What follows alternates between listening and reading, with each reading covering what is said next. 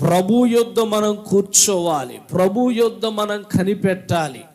ప్రభు సన్నిధిలో ప్రభు యొద్ద కూర్చొని కనిపెట్టి దేవుని కార్యము కొరకై నీవు గనక సంపూర్ణమైన సిద్ధపాటు కలిగి ఉంటే definitely God will give you a prepared blessings in the present and in the future. ఏమండి, ప్రస్తుత పరిస్థితికి భవిష్యత్తుకును కూడా సిద్ధపరచబడిన ఆశీర్వాదాలను ఖచ్చితంగా ప్రభు ఇస్తాడు. మనం అనుకుంటాం కదా, ఎప్పుడు చూసినా కానీ దేవుని యొక్క సిద్ధపరిచిన ఆశీర్వాదాల విషయాలలో we always neglect. మనం ఎప్పుడూ కూడా ఆలక్ష్యం చేస్తాం. దాని వలన వచ్చేటువంటి ప్రమాదం ఎలాంటిదో మనం గుర్తించలేం.